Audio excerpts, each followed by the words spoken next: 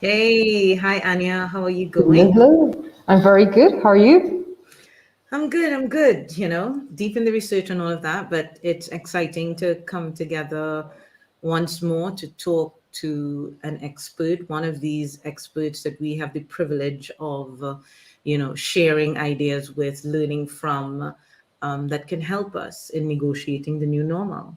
Marion, It's a um, good combination. We just had building better conversations with Kida and Jess, and now the feminine face of the leadership. It kind of goes well together. I'm excited about it.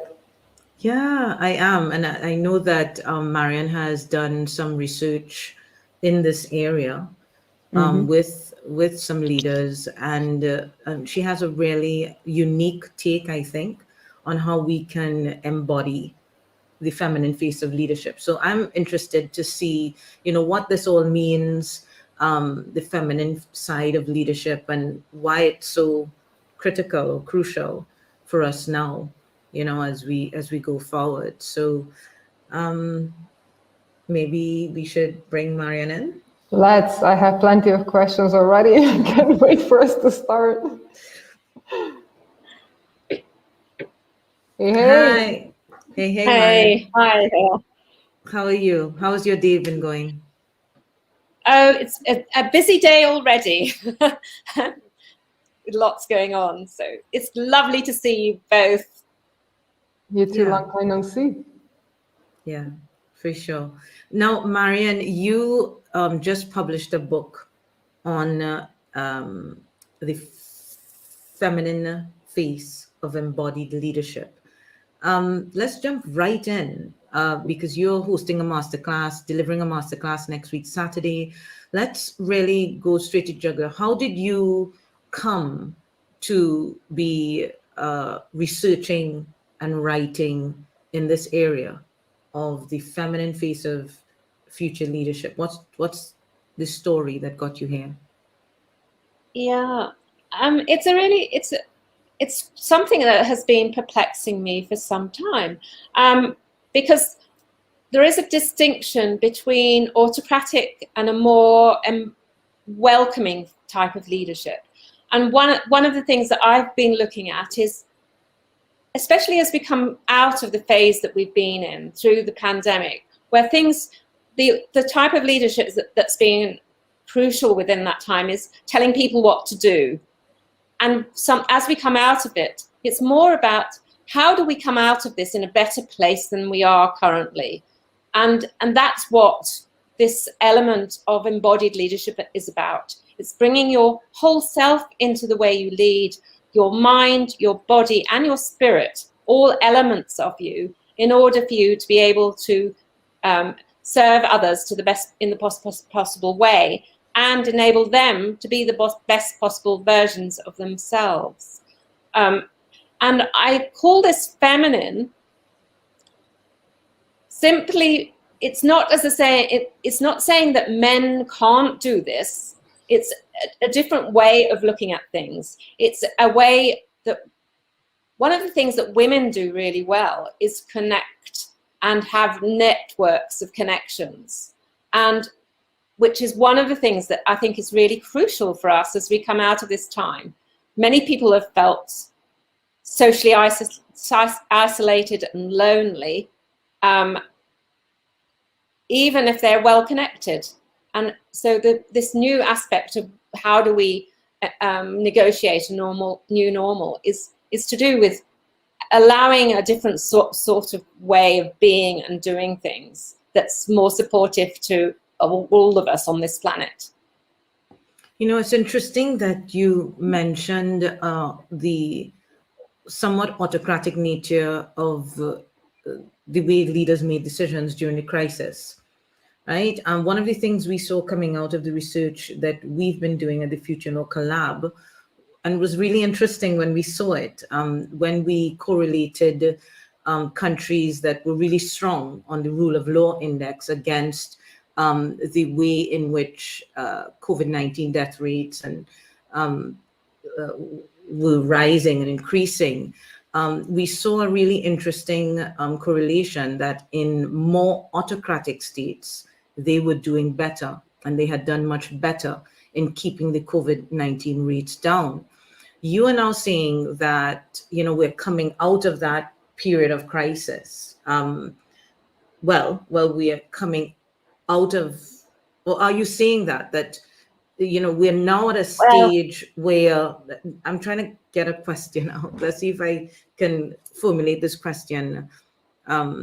Because, what you said just kind of brought that back to my mind, that correlation that we had found, not causation, but there was that clear correlation. And is it that different circumstances require different types of leadership, and that you are seeing that we are entering a phase now, not that the crisis may be over, but we are entering a phase now that calls for a less autocratic type of leadership? Is it that you're saying? So there's a linkage between circumstances and the type of leadership that's required? I think there is an element of that. Through a period of crisis, it's very important that people are clear about what's needed of them. And I think that's evident. We've seen the situation in places like Australia, in some of the far eastern countries, where people have been very clear about what they needed to do.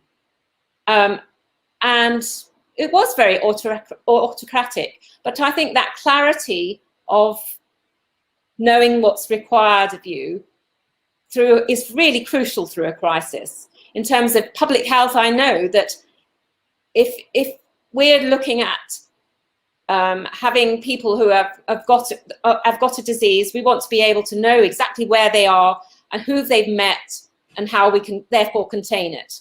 It's crucial that that's all done in a very measured manner. However,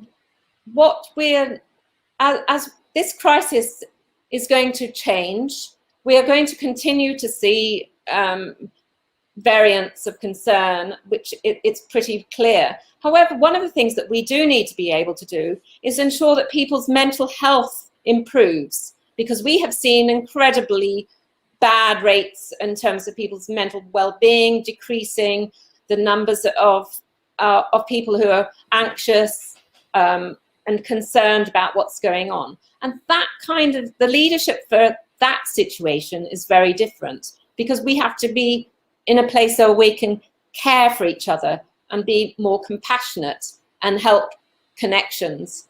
And that's the difference, I think, that's needed going forward. Even though we're going to stay in this pandemic phase for a fair bit longer, I can't see an end to it at the moment. Wait, so Marion, oh, sorry, go ahead. No, you go. You go. But you started writing the book far before the pandemic, right? Yes, absolutely. Before that. And my question was, did you have any type of a hypothesis that got either confirmed or rejected while you were creating all these interviews and then putting everything into writing? As in, perhaps we need to change the leadership and make it more feminine, not necessarily represented by the women, but more or less whomever the leader is, they should take into account the feminine side of the leadership as well. Did you have any types of hypotheses like that?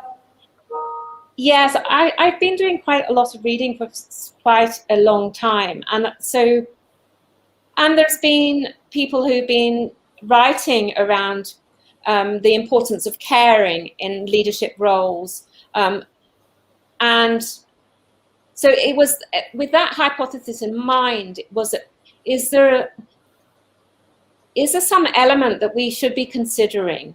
What are the different principles that we need to consider in our leadership to make it so that it's more inclusive, that's more egalitarian? And that's the kind of, those were the thoughts that I'd been having. And so I kind of put together some questions that guided the conversations, a bit like the conversation that we're having now, not necessarily one that's rigid, that enabled a flexibility that women that I was talking to could share their perspectives on what they felt was important. And And then the pandemic came along, and it felt really pertinent that we're discussing of some of those qualities which are really needed within our leaders. So when you say feminine, what exactly are we talking about? I mean, I hear you saying egalitarian, connected, caring. Are those the inclusive? Yeah, exactly. Are these the characteristics of the feminine, or how would you describe that? Yeah. I think, well, one of the things about each of us, we all have masculine and feminine dimensions to us all. And it's like the Eastern way of thinking is around the yin yangs, is a way that they present that in terms. So you're not saying that men do something like this and women do it something like that. It's those elements that are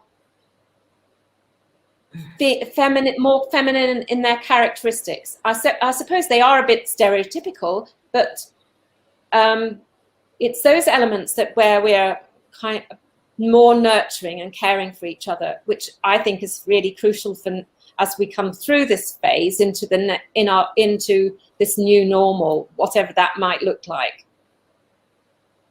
Mm-hmm.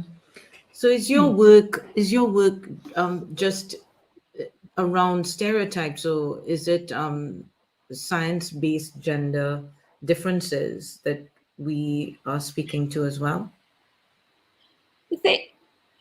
This is a really complex area, and I think it's not necessarily just stereotypes, because I think if you look at a lot of the tools that are used in leadership development now, some of them are they use like Myers-Briggs, for example. They'll use a questionnaire that determines whether you've got aspects that are extrovert or introvert, and some of that is not in the slightest bit scientific. It's just something that's happened, that's been explored over time, and therefore becomes a body of knowledge. And I think sometimes what's needed more is that we can rely on ourselves as in addition, that we can listen to what our heart is telling us to do, that might be giving us further information, that we're not always just considering the science, as it were, and that we all that many of us have a spiritual dimension in our lives that's not in the slightest bit scientific, but it's very important to us.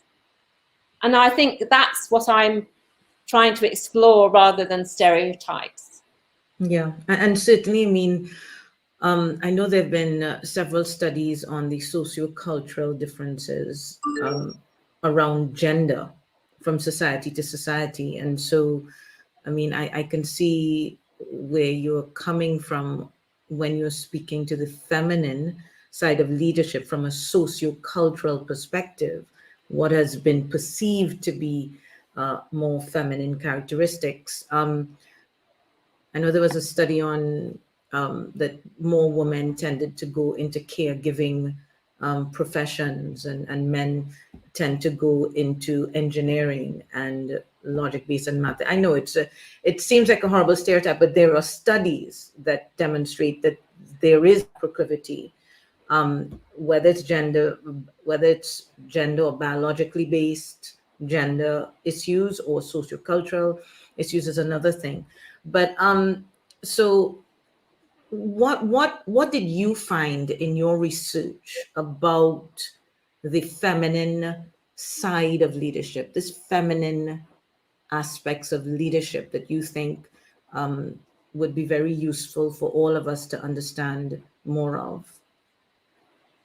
One of the things that I found was, even when I was talking to women who are quite senior in their roles, that they don't necessarily see themselves as leaders, and yet others most definitely did. And that was one element that I found interesting. Talking to a professor of geography, and she said, I kind of ended up in this leadership position without even realizing, as it were.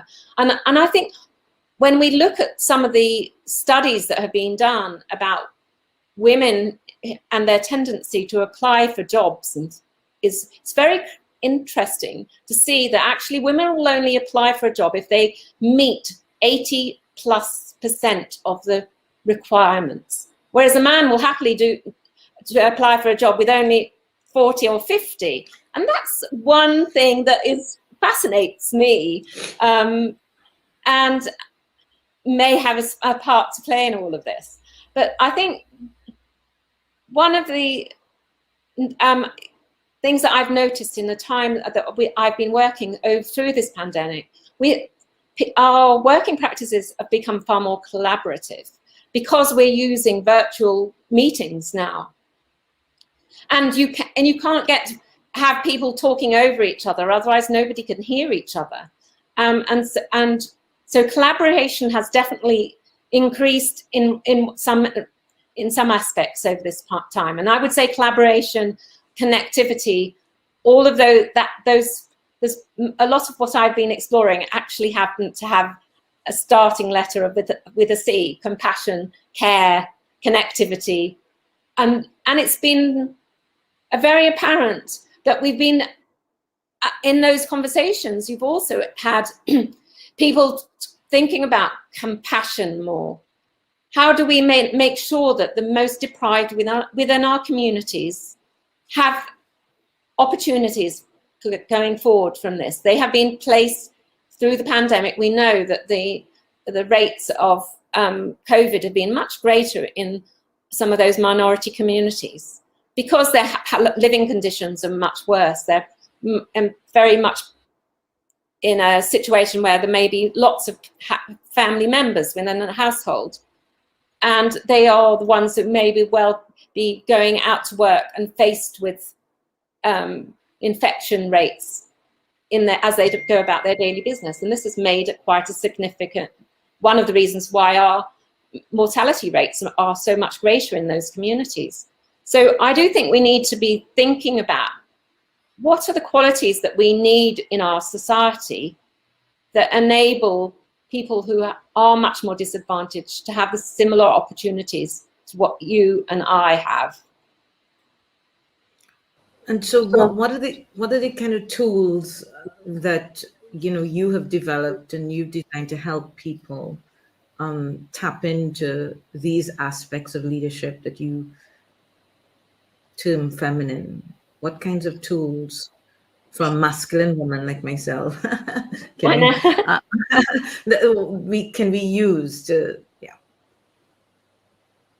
One of the things that I think is quite helpful is around this whole aspect of reflection, which I know you do very well indeed, Margaret, and that's so that you use the kind of process of writing and exploring your thoughts. So one thing that I think is really crucial is that the reflective writing. And some of that can be done by you, not necessarily just linear type writing, but you can use poetry as a means of reflection as well. And quite a few coaches get their coachees to use that form as well. Other things I think that are quite helpful, there's an increased realization that for leaders that are really great, they use creative practices in their working lives. That might not be artistic forms of creativity, but just things like mind maps.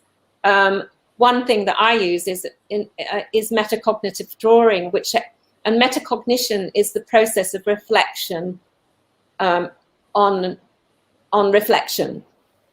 And if you do this with a pen in your hand or a pencil in your hand, that can open up an aspect of your mind that you have less control over, so it can give you further information that you might not be aware of.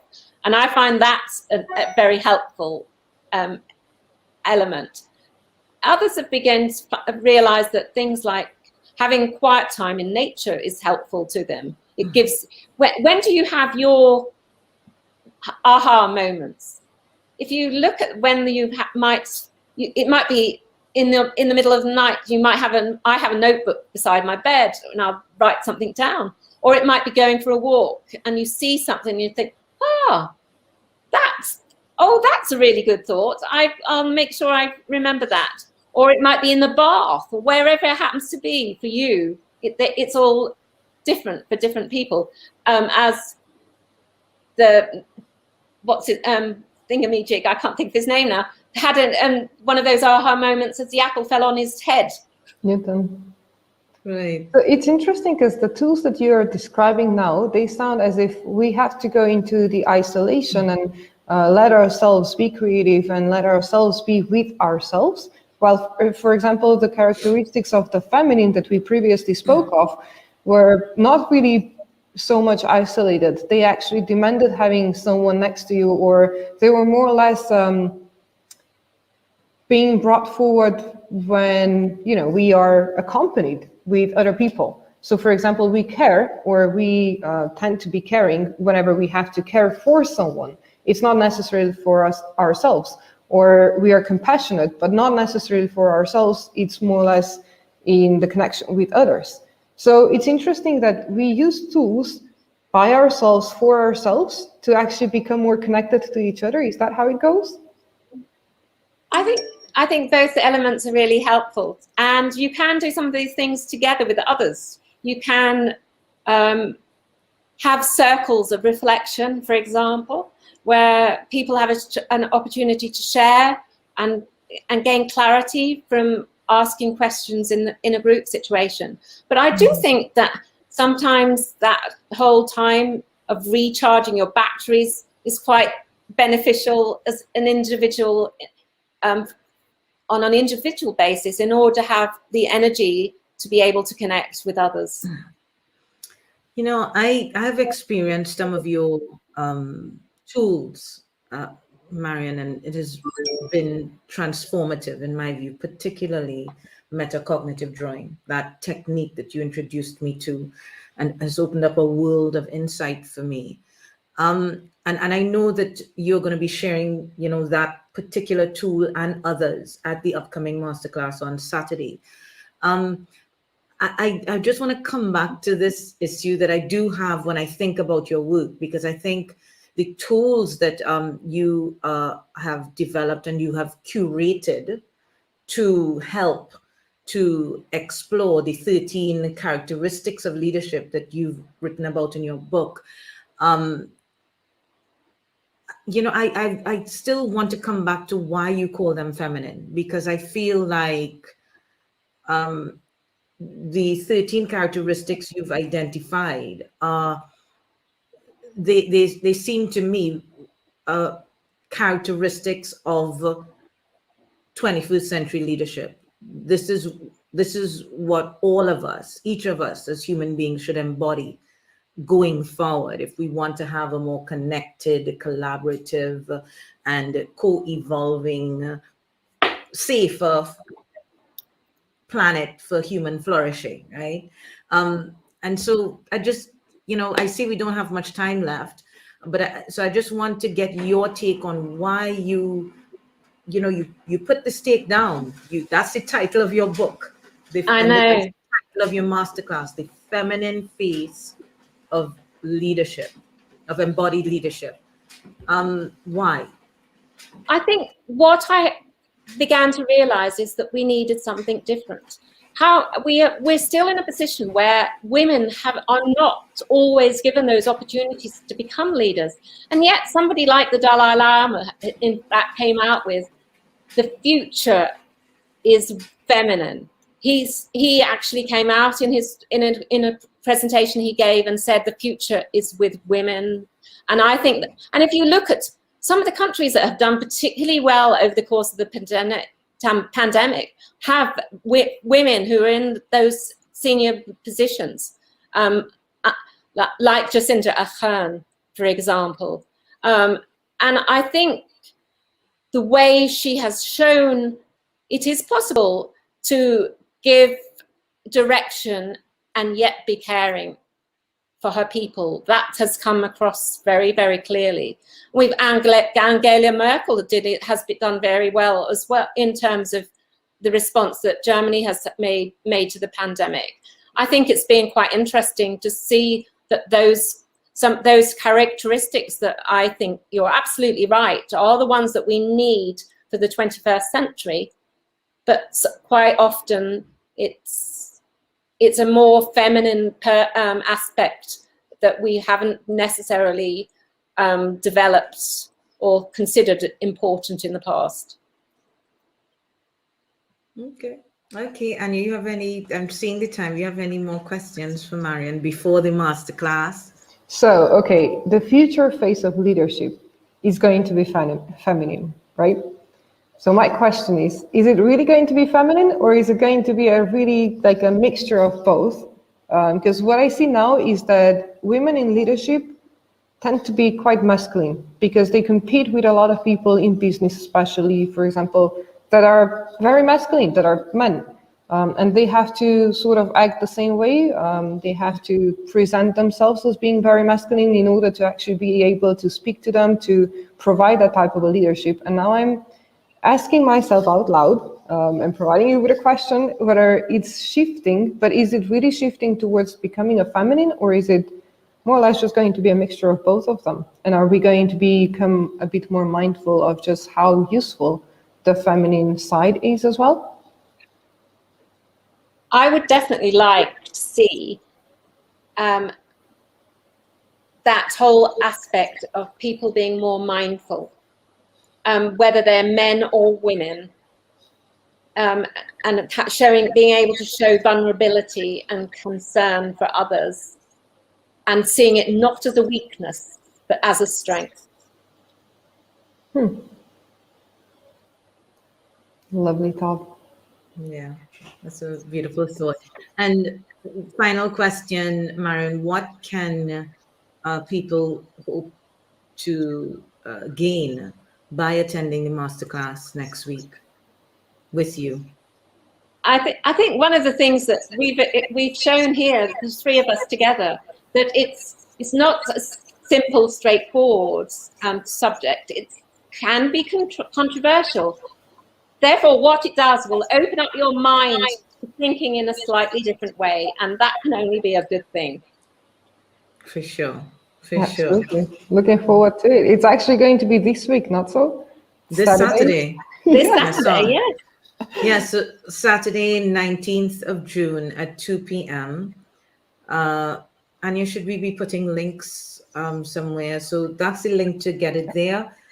You can go to futurelaw.io and you can register for the masterclass there. But if you're a member of the Future Law Collaborative, you get access to our monthly masterclasses with incredible experts and our archive of masterclasses for free, right? So feel free to also join. Anja, do you have the WhatsApp group? Should we share the WhatsApp group so people can join that? And they can get the route to attend. If you join the WhatsApp group, you will get the link to join the masterclass for free. So if you're really interested in this topic and you want to join us for free, come join the collaborative, join our WhatsApp group.